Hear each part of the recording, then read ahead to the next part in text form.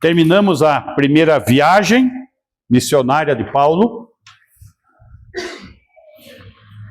Retornaram para Antioquia da Síria. Deram relatório à igreja. E a primeira discórdia surgiu. O primeiro movimento herético na igreja. E houve a necessidade do primeiro concílio em Jerusalém. Para nós nos localizarmos dentro da manifestação do Espírito Santo, dentro do seu ministério, eu gostaria que os irmãos pensassem nisso aqui. Qual que é a diferença de João 3,5 e Efésios 1,13? João 3,5, por favor.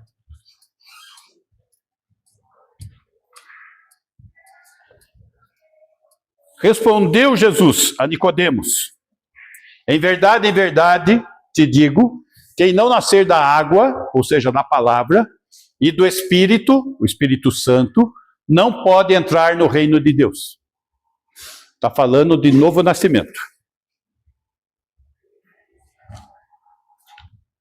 João 3 é dentro do ministério de Jesus. Período do Antigo Testamento. Período da lei. Narrado nos evangelhos, sim. Acabamos de cantar Pentecostes, Espírito em verdade, o nascimento da igreja. João 3,5 é antes. Nasce a igreja. Efésios 1,13. Efésios capítulo 1, versículo 13. Em quem também vós, os crentes de Éfeso, depois que ouvistes a palavra da verdade, a água, no outro texto, o evangelho da vossa salvação, o novo nascimento, tendo nele também creu pela fé, sempre a salvação pela fé, fosse selados com o Santo Espírito da promessa. A diferença está aqui. João 3,5, ele fala só do novo nascimento. Desde Adão, quando houve a queda, o ser humano tem necessidade de nascer de novo. Mas somente de Pentecostes para cá, que ele é selado pelo Espírito Santo. O Espírito Santo, ele tem um papel corporativo, com o corpo de Cristo. Ele é selo. Quando você envia uma carta sem selo, não garante que vai chegar ao endereço. Nem chega. Mas você tem que selar para que ela possa chegar ao endereço. O Espírito Santo é o selo que vai conduzir a igreja até o Senhor. Versículo 14. O qual Espírito é o penhor da nossa herança até. Ele é o penhor da nossa herança até. Até quando? Ao resgate da sua propriedade, que é no arrebatamento. Então ele tem um papel corporativo, o corpo de Cristo, a igreja, de conduzir a igreja até Cristo no arrebatamento, em louvor da glória do Espírito Santo. Essa é a diferença dos dois textos. Efésios 1,13 é igreja. João 3,5 ainda é período da lei. Feita essa distinção, vamos entender os acontecimentos em Atos. Muito bem. Atos capítulo 15. Vamos fazer uma leitura corrente do 1 ao 5 e depois nós vamos começar a trabalhar o texto. Alguns indivíduos que desceram da Judeia ensinavam aos irmãos: se não vos circuncidardes, segundo o costume de Moisés, não podeis ser salvos. Versículo 2. Tendo havido da parte de Paulo e Barnabé contenda e não pequena discussão com eles, resolveram que esses dois e alguns outros dentre eles subissem a Jerusalém aos apóstolos e presbíteros com respeito a esta questão da circuncisão, da alimentação, da lei judaica. 3. Enviados, pois, até certo ponto, acompanhados pela igreja, então vai lá, Barnabé e Paulo, acompanhados pela igreja, atravessaram as províncias da Fenícia, aqui. Então eles estão aqui em Antioquia da Síria, vêm, passam pela província da Fenícia e Samaria, aqui antes de Jerusalém, narrando a conversão dos gentios. Causaram grande alegria a todos os irmãos. Todos os irmãos da onde? Fenícia, Samaria. Próximo. Tendo eles chegado a Jerusalém, foram bem recebidos pela igreja, pelos apóstolos e pelos presbíteros, e relataram tudo o que Deus fizera com eles. Na primeira viagem missionária, que foi o assunto que terminou. Próximo. Insurgiram-se, entretanto, alguns da seita dos fariseus que haviam crido. Fariseus que haviam crido, eram irmãos, dizendo: é necessário circuncidá-los e determinar-lhes que observem a lei de Moisés. Precisamos entender bem essas questões. Pode voltar no versículo 1, por favor.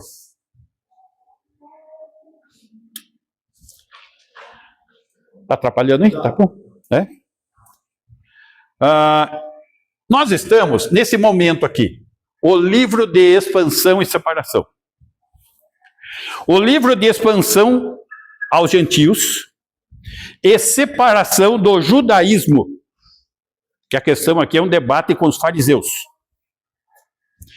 Então, além do cristianismo aparecer no mapa do Mediterrâneo, Mar Mediterrâneo, aqui é o Mar Mediterrâneo, aqui é a Ásia.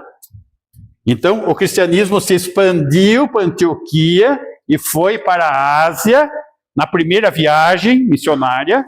Eles voltam para Antioquia, dá o problema com os fariseus que haviam crido e descem para Jerusalém para resolver a questão. O cristianismo gentílico afirmou sua independência do judaísmo. Até então, a coisa estava meio misturada, a igreja tinha acabado de nascer. As primeiras reuniões eram em Jerusalém. Começou a expandir para a Judéia. Depois atingiu Samaria. Agora atingiu os confins da terra. E os gentios, os judeus, estão se convertendo e fazendo parte do corpo de Cristo. Só que não é fácil, gente, tem que entender isso também. Eles tinham aí cerca de 1.500 anos de lei, de prática da lei mosaica. E os fariseus eram os mais zelosos pela lei mosaica. E eles creram em Jesus. E eles não estão sabendo lidar com essa questão. Até faz 1.500 anos que eles estão seguindo a lei mosaica. Creem em Jesus Cristo. Surge uma nova situação. Os gentios se convertem e fazem parte da igreja de Cristo. Na mentalidade deles, os gentios têm que aprender a lei mosaica e praticar. Na mentalidade deles. Muito bem. Então, quando retornaram da primeira viagem missionária, retornaram daqui, da Ásia Menor, para Antioquia da Síria. Lembra que tem Antioquia da Pisídia, aqui em cima, tá? Retornaram para Antioquia da Síria, onde estava a igreja. O preconceito dos judeus com os gentios começava a fervilhar. Desde quando? Desde a conversão de Cornélio. Lembra que nós vimos? A conversão de Cornélio. E em Jerusalém transbordou numa tentativa de forçar a igreja à circuncisão, bem como forçar aos seus hábitos alimentares, como condição para a salvação. Não podeis ser salvos.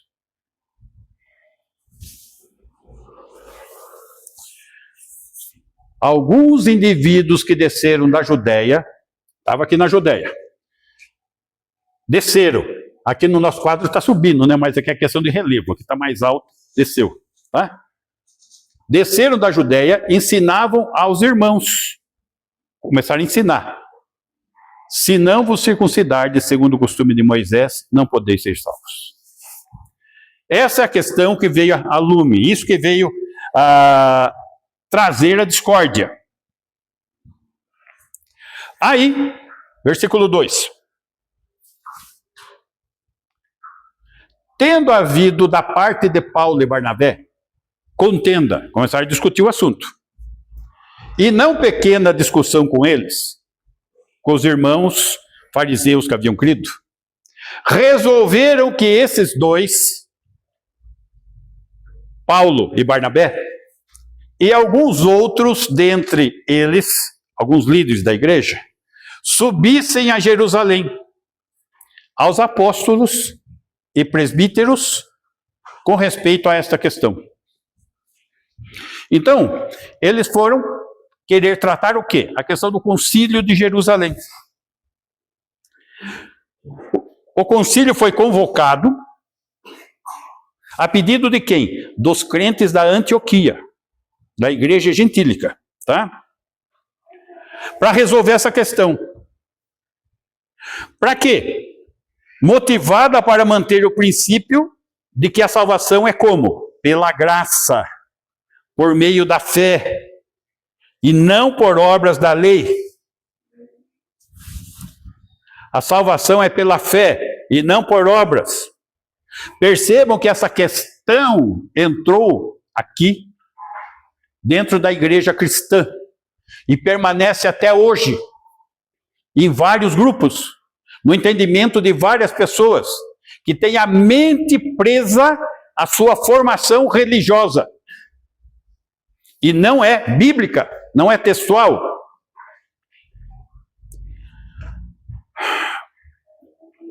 Versículo 5, por favor.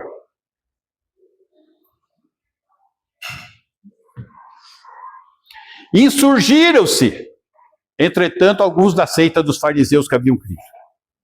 Tomaram posição, foram à frente, foram discutir, foram defender sua tese, insistindo no quê? Na circuncisão, na observação da lei, em especial em aspectos alimentares, e que se isso prevalecesse, afetaria a unidade da igreja, bem como aspectos ligados à comunhão dos irmãos, ia fazer uma divisão, e santidade devidos a nosso Senhor. Nós vamos ver que as questões que vão ser decididas e encaminhadas vão atingir esses pontos que eu levantei agora. Versículo 3. Enviados, pois, até certo ponto, acompanhados pela igreja, atravessaram as províncias da Fenícia e Samaria e, narrando a conversão dos gentios, causaram grande alegria a todos os irmãos. As coisas do Antigo Testamento eram e são sombra de algo maior. E esse algo maior vale mais do que a sombra, que é Cristo. A realidade da pessoa de Cristo, da obra de Cristo. A sombra não pode ser maior do que a realidade. Para isso nós temos que entender algumas coisas. Primeira coisa a ser compreendida, a questão da circuncisão. Muito bem. Gênesis capítulo 15, versículo 6. Gênesis 15, 6. Ele, Abrão, creu no Senhor, e isso lhe foi imputado para a justiça. No capítulo 12, Deus fala com Abrão: sai da tua terra, da tua parentela, da casa de teu pai, e vai para a terra que te mostrarei. De ti farei uma grande nação, sê tu uma bênção.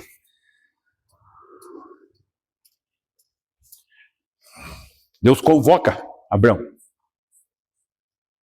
Detalhe, Abrão não era convertido ainda. Deus estava trabalhando com a vida dele. Ele vem a nascer de novo aqui, ó, capítulo 15, versículo 6. Abraão creu, isso foi lhe imputado para a justiça, anos depois. Essa é a razão porque eu sempre prego e evangelizo pessoas de dentro da igreja. Por quê? Porque as pessoas podem estar sendo trabalhadas por Deus, mas ainda não nasceu de novo. É o caso de Abraão, que é o pai da fé. Então, Abraão creu no capítulo 15, versículo 6. Romanos, capítulo 4, versículo 3. Meus irmãos, eu estou dando pano de fundo para que vocês entendam questões para nós hoje na igreja. Tá? Pois o que diz a Escritura? Abraão creu em Deus, e isso foi lhe imputado para a justiça. Paulo, na carta aos Romanos, relata a questão da conversão de Abraão quanto à justificação. Quanto à justificação. Vamos entender aqui a questão. Lá no capítulo 15, quando Abraão creu, já existia a nação? Não. Se não existia a nação, Moisés ainda não tinha chegado para libertar a nação. Se Moisés ainda não tinha chegado para libertar a nação, Moisés ainda não tinha dado a lei. Se Moisés não tinha dado a lei, significa o quê? Significa que Abraão creu, foi salvo e não tinha sido circuncidado. A circuncisão não salvou ele. Assim como o batismo não salva ninguém. Por que eu estou falando de batismo? Porque existe uma confusão no meio evangélico que fala que o batismo substitui a circuncisão. Isso é um absurdo. Gênesis, Abraão, Israel, o que tem a ver com a igreja que só nasceu em Pentecostes? Mas vamos continuar no nosso texto, aí de Romanos, versículo 9. Vem, pois, esta bem-aventurança exclusivamente sobre os circuncisos. Quem são os circuncisos? Os judeus. E também sobre os incircuncisos. Quem são os incircuncisos? Os gentios. Visto que dizemos, a fé foi imputada a Abraão para a justiça. Ué, Abraão foi salvo como? Pela fé. Versículo 10. Como, pois, lhe foi atribuída, estando ele já circuncidado ou ainda incircunciso? Não, no regime da circuncisão, e sim quando incircunciso, que é o que eu acabei de falar. A cronologia.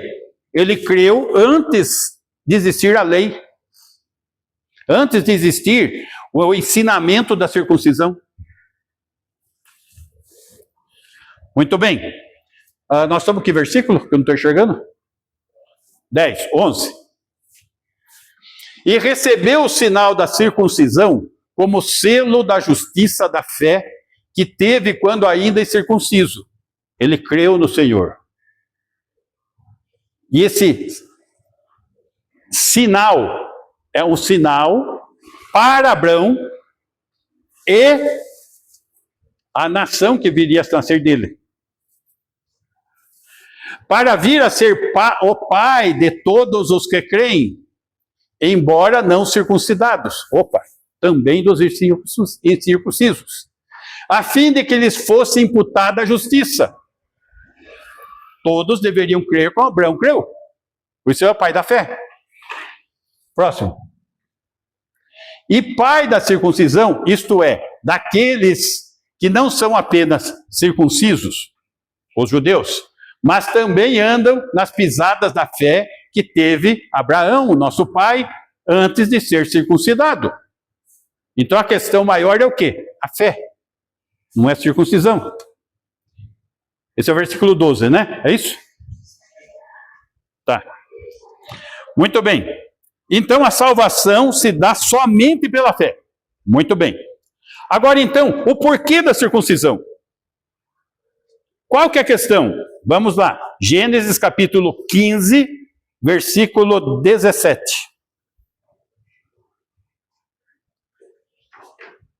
Gênesis 15, 17. E sucedeu que, posto o sol, houve densas trevas, e eis um fogareiro fumegante e uma tocha de fogo que passou entre aqueles pedaços. O que passou entre os pedaços do holocausto? Um fogareiro fumegante e uma tocha de fogo. Abraão não passou. Foi um pacto incondicional, onde Deus fez uma promessa num pacto de sangue. Versículo 18. Naquele mesmo dia fez o Senhor aliança com Abraão, dizendo: a tua descendência dei esta terra, do rio do Egito até o grande rio Eufrates. Então, estamos falando o quê? Aliança abraâmica, aonde ele estabeleceu qual é a terra que vai desde o rio Eufrates, aqui em cima, até o rio do Egito, aqui embaixo. A Palestina inteira, toda ela. Esse é o reino terreno prometido. Por isso eu deixo isso aqui gravado aqui, permanente. Senão nós não vamos saber interpretar a Bíblia. Muito bem. Capítulo 17 de Gênesis, versículo 1.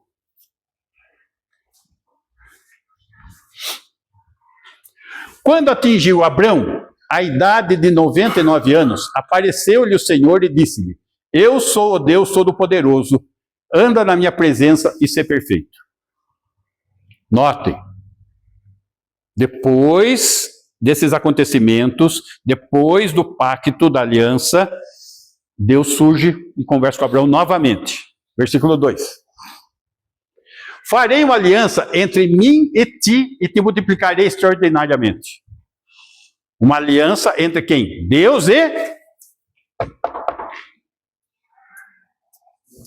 Mas não é a igreja? Lógico que não. Tem igreja aí, gente? Existe igreja em Gênesis? Bem, embora alguns dizem que a igreja nasceu com Adão lá atrás, tá? Próximo. Prostrou-se Abrão, rosto em terra, e Deus lhe falou. Próximo. Quanto a mim, será contigo a minha aliança. Serás pai de numerosas nações. Os semitas. Todas as nações semitas. Próximo. Abrão já não será o teu nome, e sim Abraão, porque por pai de numerosas nações te constituí. O que quer dizer Abraão? Pai de numerosas nações. Deus muda o nome dele aqui. Até então era só Abrão. Agora Abraão. Muito bem. Próximo. Far-te-ei fecundo extraordinariamente, de ti farei nações, e reis procederão de ti. São as diversas nações semíticas. Próximo. Estabelecerei a minha aliança entre mim e ti, e a tua descendência. Quem que é a descendência dele? A nação de Israel.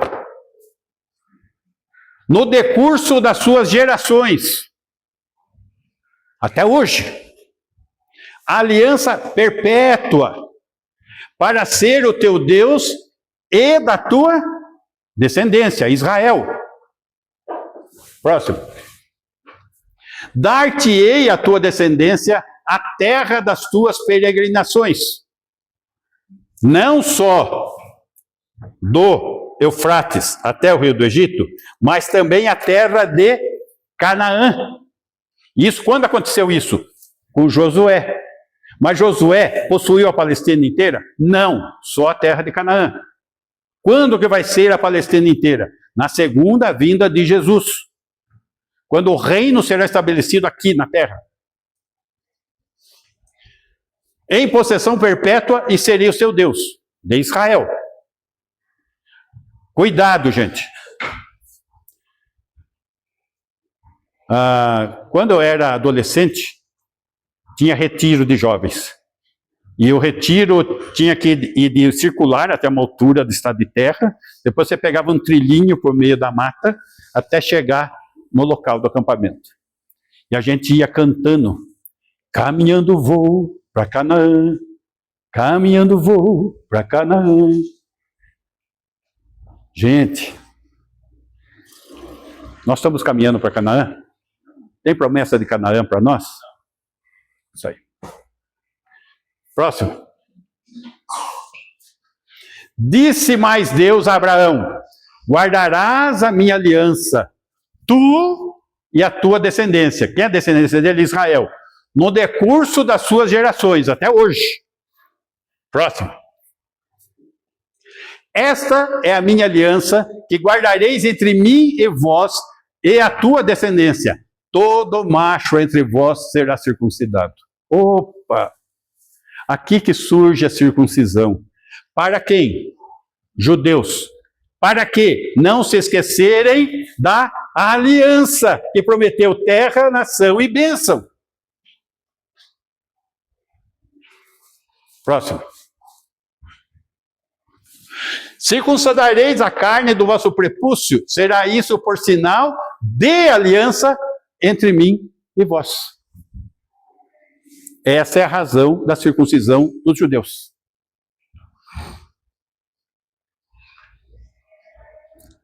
Todo o bebê macho, ao 8º dia, é circuncidado. Mais um versículo só para esclarecer esse ponto. O que tem 8 dias, no 8º dia, será circuncidado entre vós, todo macho de vossas gerações, tanto o escravo nascido em vossa casa, como comprado a qualquer estrangeiro, que não for da tua estirpe. Ou seja, todos. Que versículo que é esse? 12, tá bom. Então está explicada a questão do 8º dia. Lembrando que, cientificamente, o 8º dia é o dia de pico de defesa do organismo da criança. É o 8º dia. Então é o dia que é adequado para a circuncisão, que a defesa do organismo está em alta. Todos judeus. Tá? Muito bem. Então, o porquê da circuncisão está explicado. É uma questão de exclusividade judaica. Exemplo. Timóteo.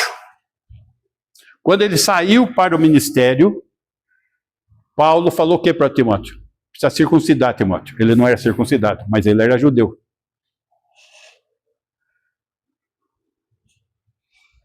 Paulo orienta Timóteo, por ser judeu, se circuncidar.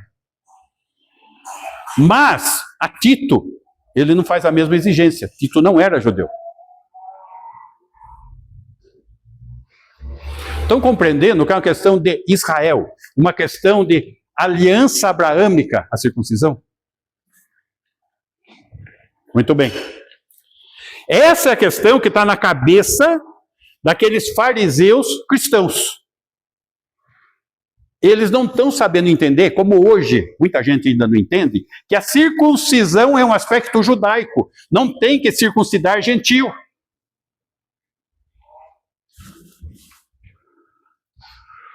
A igreja, depois de enfrentar a oposição dos de fora, no ministério de implantação de igreja, agora precisa discernir uma ameaça doutrinária, nascida sob a aparência de zelo religioso, que poderia resultar no desmanzelo quanto à responsabilidade.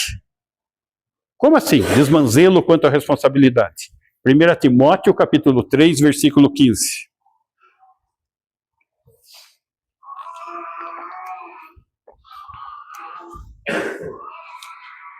Para que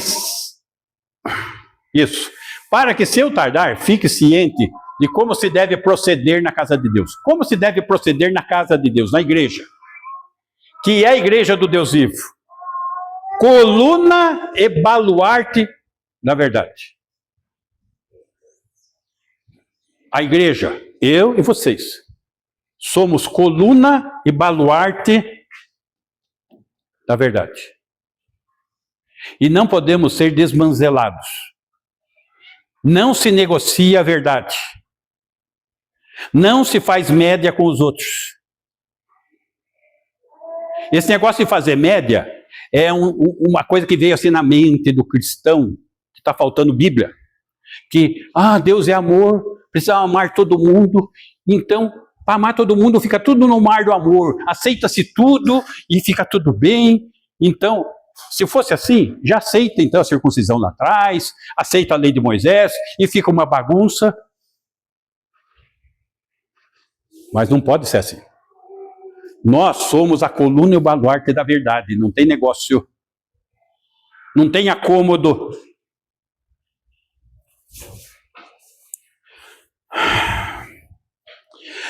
Por quê? O que vai trazer isso? Quais efeitos disso dentro da igreja de Deus hoje? Essas negociações, esses acertos, esses ajustes. Ainda em 1 Timóteo, capítulo 1, versículo 6.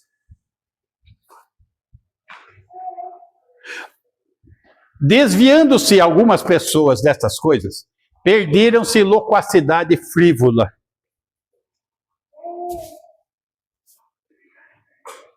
Loquacidade frívola. O que é loquacidade frívola? É o ensino na igreja, sem palavra,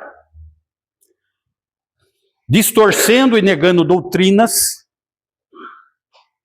com culto sem adoração, com culto sem letra nas músicas, com letras seculares, com letras que não falam de Jesus, com letras com segundo sentido, sendo só humanismo e entretenimento.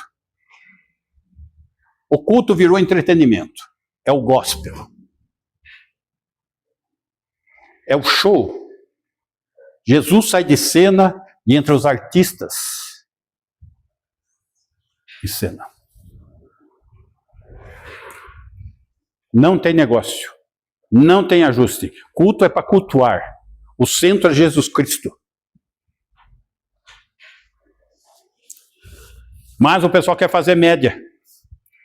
Fazer média com o mundo. Então traz os costumes seculares, mundanos para dentro da igreja e seus componentes. Aí fica uma insatisfação grande dos mundanos dentro da igreja. E a igreja, para não perder seus membros mundanos, começa a pôr mundanismo na prática, para manter as fileiras cheias. É isso que está acontecendo com as igrejas. Voltando ao nosso texto lá. Capítulo 15, versículo 3.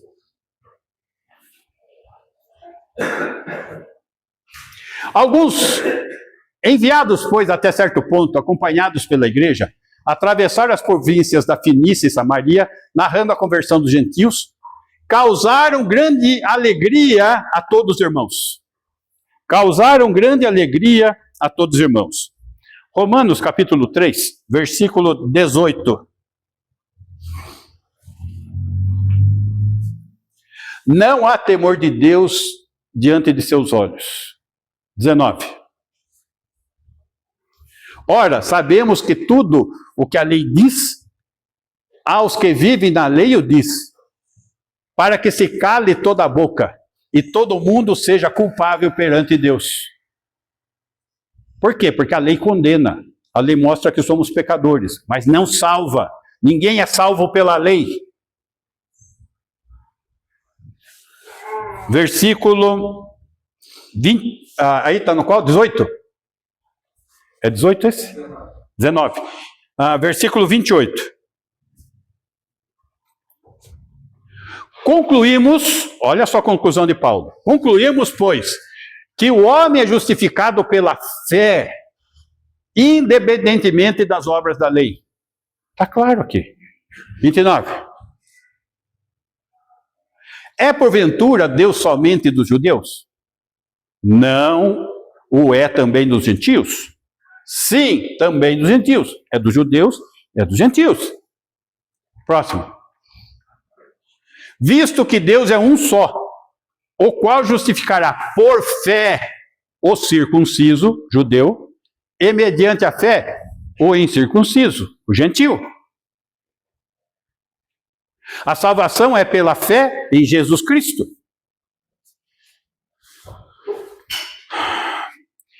Então, essa ida para Jerusalém indica que a igreja de Antioquia, dos gentios, reconhecia a necessidade de uma resposta pública, ordenada, reconhecível, capaz de impedir a proliferação dessa heresia, transformando um momento de crise em discernimento, transformando um momento de tensão em testemunho doutrinário, um momento de disputa em ocasião de confirmação da fé na palavra de Deus. Para quem? Para todas as igrejas. Atos 15 está resolvendo um assunto para todo o cristianismo. Meus irmãos, todo o cristianismo. É bom frisar isso. Todo o cristianismo. E vigora até hoje. Todo e qualquer posição contrária é heresia.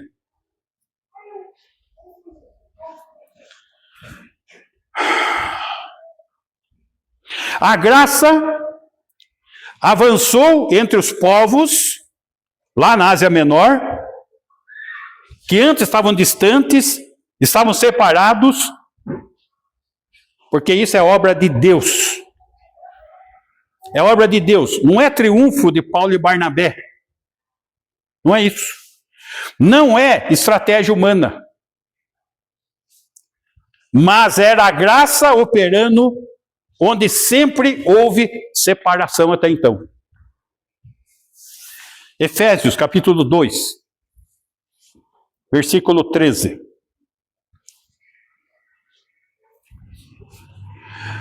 Mas agora em Cristo Jesus, vós, que antes estáveis longe, os gentios, fostes aproximados pelo sangue de Cristo. Qual foi a aproximação? O sangue de Jesus Cristo. Próximo. Porque ele, Jesus, é a nossa paz, o qual de ambos, judeus e gentios, fez um, a igreja, o corpo de Cristo. E tendo derribado a parede de separação que estava no meio, a inimizade, vamos lembrar que no tempo da lei tinha o templo. Tinha o pátio dos gentios e o pátio dos judeus. E tinha uma parede de separação, na qual estava escrito que se algum gentil passasse para o lado dos judeus, seria executado e morto. A parede foi derribada. Não tem mais a separação. Judeus e gentios são um só. A igreja, o corpo de Cristo. Próximo.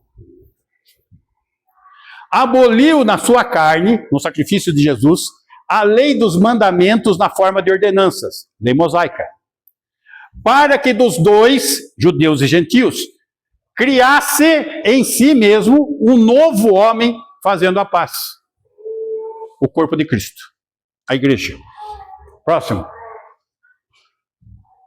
E reconciliasse ambos, judeus e gentios, em um só corpo com Deus, a igreja, por intermédio da cruz.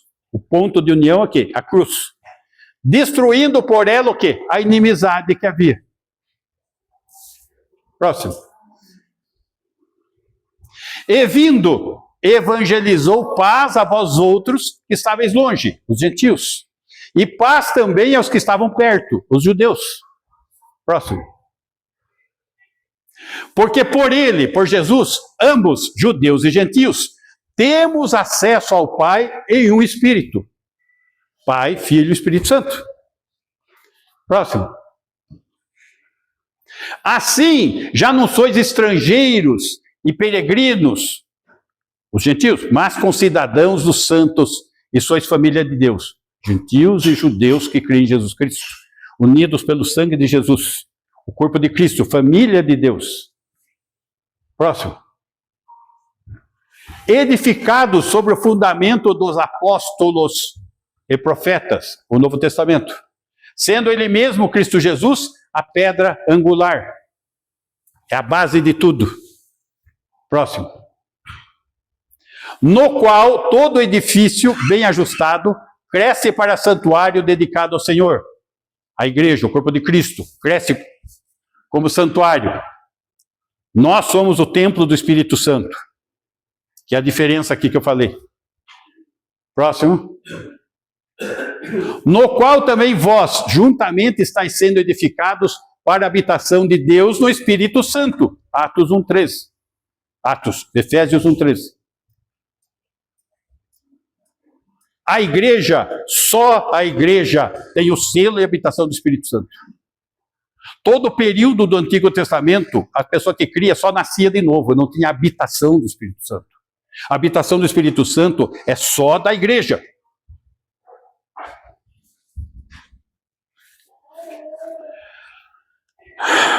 Muito bem. Jerusalém, Judéia, Samaria, confins da terra. Então não são apenas pontos num mapa, mas são camadas de separação vencidas pelo Cristo ressurreto. Eram camadas de separação que foram vencidas. Toda a separação foi destruída. É uma unidade, é o corpo de Cristo. Romanos capítulo 15, versículo 7.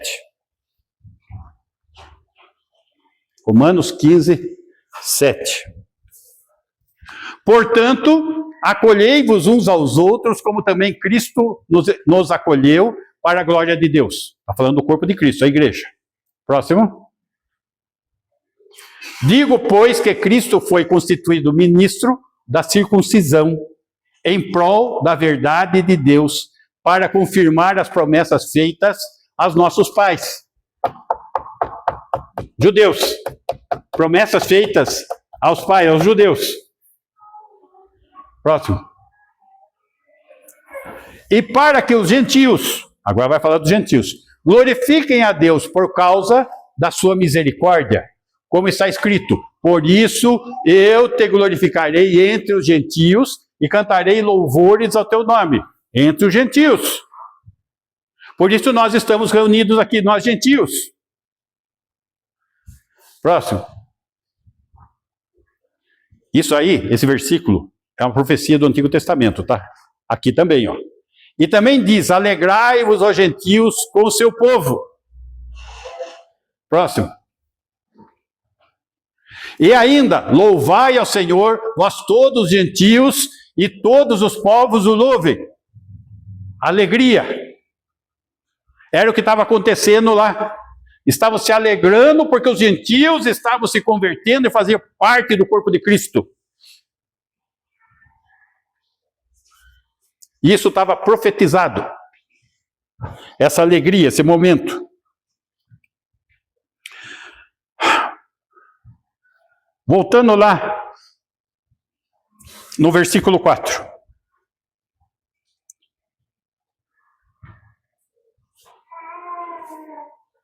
Atos 15, 4. Tendo eles chegado a Jerusalém, foram bem recebidos pela igreja, pelos apóstolos e pelos presbíteros, e relataram tudo o que Deus fizera com eles. Tudo que quem fez? Deus. Deus. Ele está deslocando o foco dos instrumentos humanos, Paulo e Barnabé, E está focando no agente divino, Deus. Ou seja, a primeira viagem missionária, seus sofrimentos, sua perseguição, a organização das igrejas lá, não é apresentado como relatório de realizações de Paulo e de Barnabé, como realizações pessoais, mas como aquilo que Deus realizou. Eles foram simplesmente instrumentos. O agente é Deus.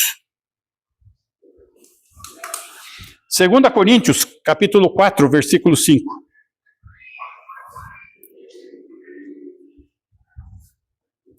Porque não nos pregamos a nós mesmos, mas a Cristo Jesus como Senhor e a nós mesmos como vossos servos por amor de Jesus. Nós só somos servos. Próximo. Porque Deus que disse, das trevas resplandecerá a luz, Ele mesmo resplandeceu em nosso coração, para a iluminação do conhecimento da glória de Deus na face de Cristo.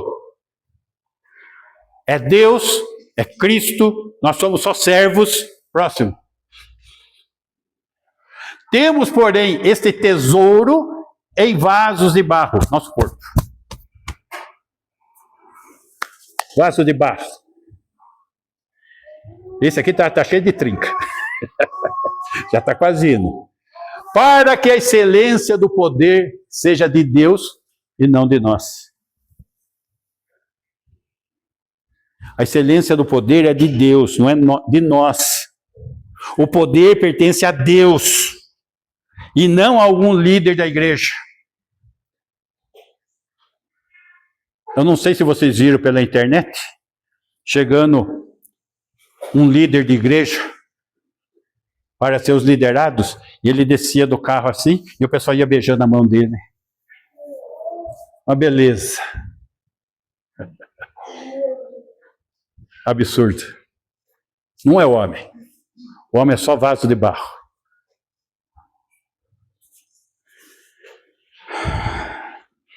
Versículo 5.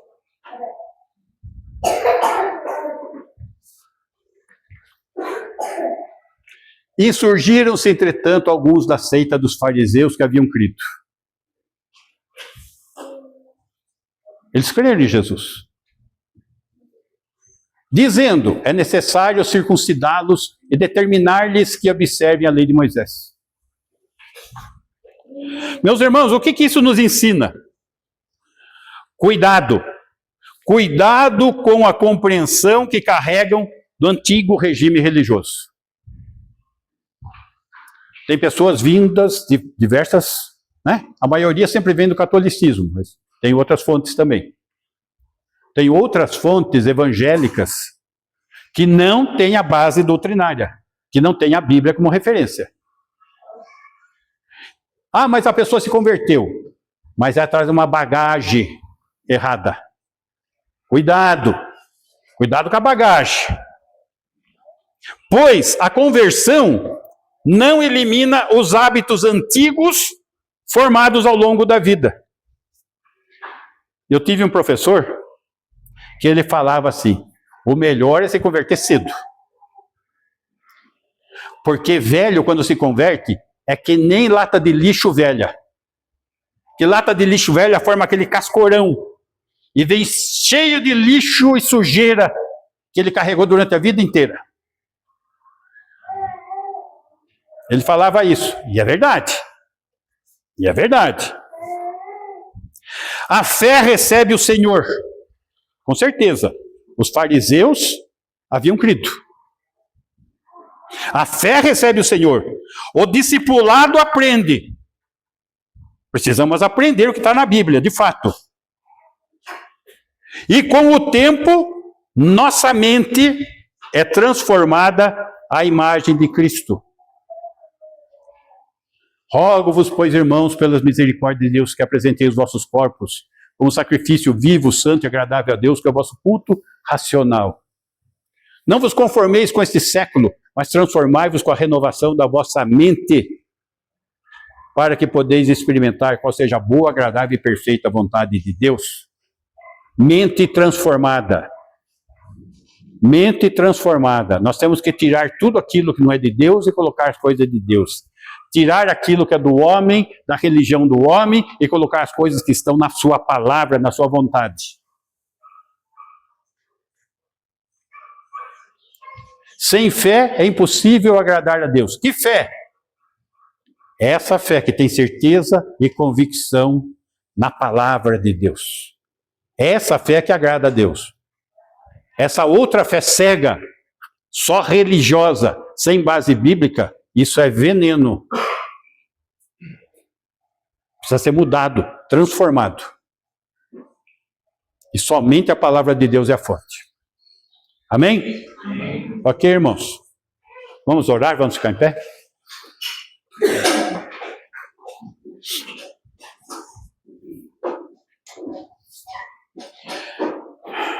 Senhor, agradecemos a Tua santa palavra.